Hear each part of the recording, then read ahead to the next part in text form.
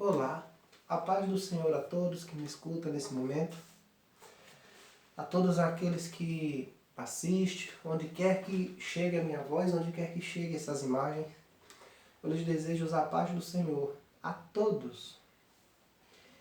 E venho nesse momento mencionar, falar aqueles que necessitam, aqueles que buscam de Deus, aqueles que precisam ouvir a palavra, e venho falar exatamente com esses. É uma ordem de necessidade com relação à palavra de Deus, para aqueles que temem ao Senhor, aqueles que buscam a sua face, a sua presença. E exatamente por essa razão que me encontro aqui nesse momento a falar com todos vocês nesse vídeo. E eu creio que Deus vai falar ao coração de muitos. Vai falar, vai esclarecer dúvidas, vai dar ânimo. Porque Ele é o Deus que provê todas as coisas, todas as situações em que a gente se encontra, onde quer que estejamos, se clamarmos, Ele certamente nos atenderá. Ele certamente enviará a resposta das nossas orações, das nossas petições. Está sempre atento ao nosso sofrimento, à nossa labuta, à nossa luta aqui, presente, em nossas vidas.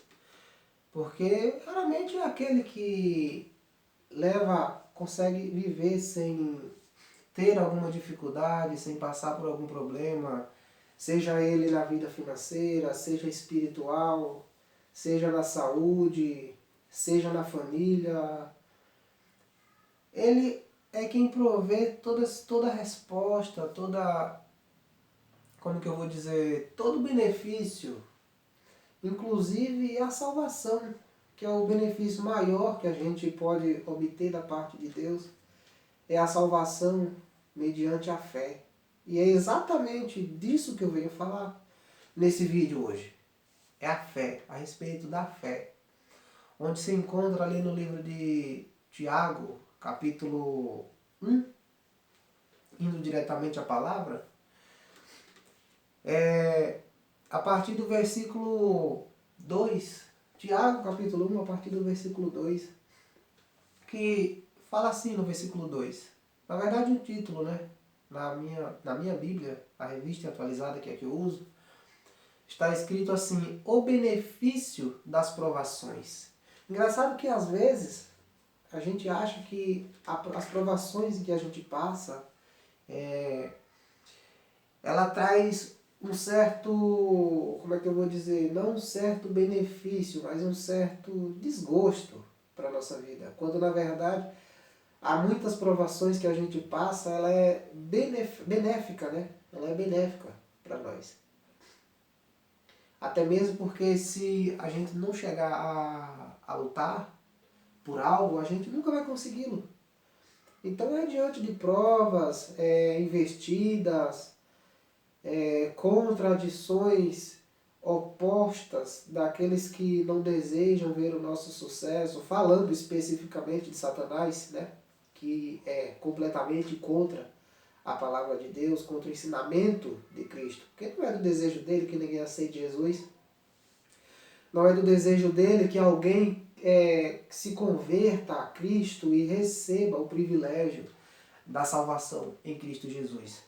Mas no versículo 2 diz assim, olha só: meus irmãos, tende por motivo de toda alegria o passar de por várias provações, sabendo que a provação da vossa fé, uma vez confirmada, produz perseverança.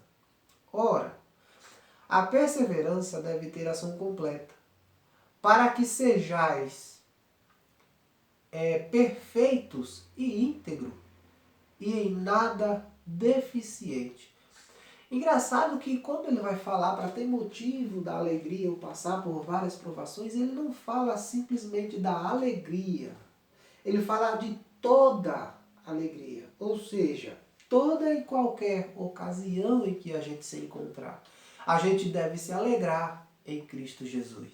Porque se a gente se dispõe a servir a Deus e espera que seja tudo perfeito, eu vou me converter, eu vou seguir a Jesus e vai ser tudo perfeito para mim. Vai nada.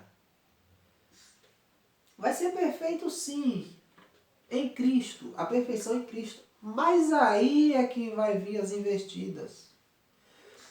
Porque Satanás não vai querer vir na presença de Deus.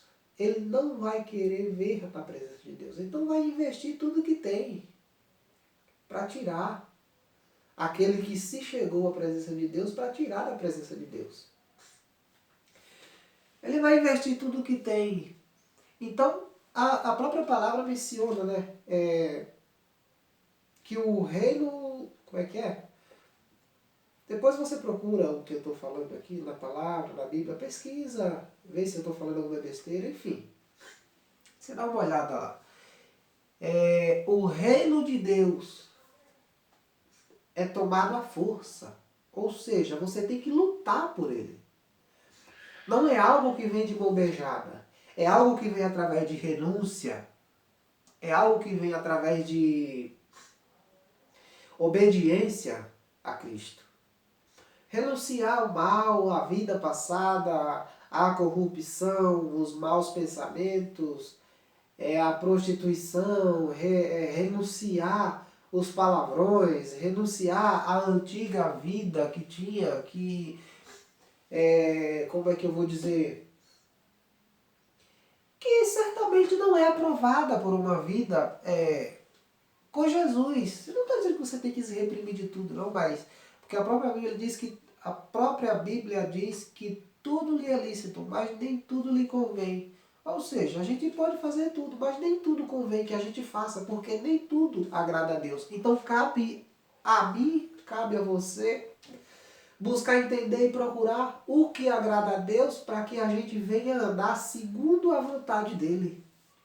E ele fala aqui que, sabendo nós, que ao renunciarmos às antigas práticas, as práticas malignas, as práticas pecaminosas que desagradam a Deus, haverá investida sim. Mas o engraçado é que se você pratica, falam. Se você não pratica, se você pratica, falam. Se você não pratica, falam também. Mas a palavra mesmo diz que é melhor que a gente sofra por fazer o bem do que sofrer por fazer o mal. Porque se sofrer por fazer o bem, pelo menos tenha Deus, igreja. Pelo menos tenha Deus para socorrer diante das investidas. E quando você sofre por fazer o mal, que não há quem o socorra, porque além da investida do mal sobre a sua vida, ainda vem a justiça de Deus sobre o teu erro. Então, é uma coisa muito interessante esse versículo. Então você tem que ter alegria, toda alegria. Aqui se refere a toda alegria. Não é metade da alegria. Uma hora você está feliz porque passou por isso, outra hora você está encasquetado da vida porque passou também.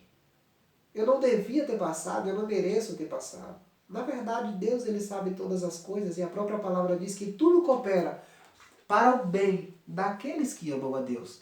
Então, se você ama a Deus, saiba que a aprovação que vem sobre a tua vida, ela vai cooperar para o teu bem futuramente.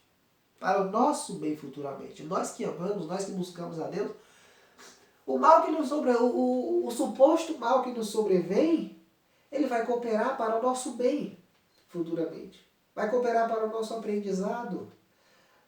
Até mesmo porque uma vez a gente quebrando a cara em uma certa etapa da nossa vida, obviamente vamos procurar evitar o mesmo fato, cometer o mesmo erro, para que não venha passar pela mesma situação. É uma questão de aprendizado. E no versículo 3 diz assim, sabendo que a provação da vossa fé, uma vez confirmada, produz perseverança. O que ele quer dizer com isso? O que o apóstolo Tiago quer dizer com isso? Veja bem, igreja. Quando você se alegra quando passa pela provação e persevera nela, como é que eu vou explicar isso para você? Deus ele vai te honrar, porque a tua perseverança é sinônimo de confiança no que Deus tem para você. Então Deus ele vai te honrar. E pelo fato de você ter se alegrado ao passar pela provação, perseverado e recebido honra da parte de Deus, obviamente quando vem outra provação, você sabe que se você perseverar, Deus também vai te honrar e vai te tirar da atual situação. Então, você vai continuar perseverando, porque você vai perseverar em obediência e Deus vai honrar. Então, isso vai se tornar em uma não desistência, mas sim em perseverança. Para que você permaneça nos caminhos de Cristo, na obediência aos mandamentos do Senhor. E no versículo 4 diz assim, ó, ora, a perseverança deve ter ação completa, para que sejais perfeitos e íntegros e em nada deficiente. Engraçado, para a gente ser perfeito e íntegro, na nossa perseverança, ele fala que tem que ter ação completa. A perseverança ela só tem uma ação completa quando ela vem acompanhada de obediência. Quando ela vem acompanhada de obediência. Aí ela tem uma ação completa. Pode observar, tem pessoas que elas, como é que eu vou dizer, elas procuram perseverar, mas de uma forma errante, aleatória, como se ela fosse dona do próprio nariz, do próprio destino. De certo modo, Deus deu livre-arbítrio, sim. Deus deu livre-arbítrio, foi para cada um tomar o seu caminho. Mas há aqueles que escolhem andar em obediência a Cristo, segundo a vontade de Cristo, e aqueles que escolhem andar segundo a sua vontade, segundo o que ele acha que é certo. Aí persevera da forma errada. Persevera e nada consegue. Por quê? Não há uma obediência diante da perseverança, acompanhando a perseverança. Quando você persevera, você tem que obedecer. E como é que eu faço para obedecer? Leia a Bíblia, aprende. O cardápio para a nossa vitória, o cardápio para nos tornar bem-sucedidos nesse mundo cruel em que a gente se encontra, é a palavra de Deus. É a oração. Quanto mais a gente ora, quanto mais a gente pede para Deus, quanto mais a gente pede sabedoria para Deus, quanto mais a gente lê a Bíblia, mais a gente recebe direção da parte dele. A gente aprende como agir, o que fazer, aprende sobre Deus. Por que eu estou falando da fé e como é que eu faço para obter essa direção? Peça para Deus. Inclusive, mais abaixo aqui, fala assim no versículo 5. Versículo 5. Fala assim: se, porém, alguém de vós necessita de sabedoria, peça a Deus, que a todos dá deixa eu repetir o versículo aqui para ficar completo, que eu me enganchei tudo.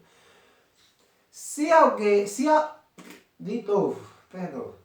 Se, porém, alguém de vós necessita de sabedoria, peça a Deus, que a todos dá liberalmente e nada lhe impropera, e ser-lhe-á concedida. Então, se alguém precisa de sabedoria, peça a Deus. A própria palavra orienta. Só Deus ele pode dar sabedoria. Só Deus ele pode dar direção. E ele diz que ele dá liberadamente e nada lhe impropera. E ser-lhe-á concedido. Ou seja, ele não vai te ocultar nada. Ele vai te conceder toda a sabedoria que você pediu. Para que você se torne bem-sucedido e obediente, para que a tua perseverança tenha ação completa, para que você seja íntegro e em nada deficiente. Porque uma fé deficiente é aquela fé cheia de desobediência. Porque a desobediência gera dúvida. Quando você desobedece, não acontece. Quando não acontece, você se pergunta por que não aconteceu. Não aconteceu porque desobedeceu. Então ela tem que ter ação completa, para que quando você se ajoelhar diante de Deus, cheio da sua obediência cheio da obediência ao Senhor e de perseverança, ele tenha prazer em te responder o que você precisa, o que você pediu, em te entregar o benefício e tirar a dúvida da tua mente. Mas por que eu falo tanto de fé nesse vídeo? Porque é simples. É uma coisa simples. Por quê? Ninguém consegue explicar Deus. Ninguém. Ninguém explica a Deus. Mas há algo que explica a Deus. A única coisa que consegue explicar Deus para você, a ponto de aceitarmos quem a gente nunca viu, quem a gente nunca sentiu, quem a gente nunca ouviu e quem nunca sentiu, o que eu falo é no sentido de tocar, que a gente nunca tocou. Aceitar alguém que a gente nunca viu, nunca tocou e nunca ouviu como nosso único Senhor e Salvador. O que proporciona isso? A fé. É somente através da fé que a gente aceita Cristo. Pode observar que outrora, quando éramos incrédulos, não aceitávamos Jesus como nosso único Senhor e Salvador. Mas a partir do momento em que a fé entrou no nosso coração, quando a fé entrou no nosso coração, passamos a ver a Jesus de forma diferente. Passamos a aceitá-lo, a confiar nele, a depositar a fé. Passamos a buscar Ele como nunca buscamos antes da nossa vida.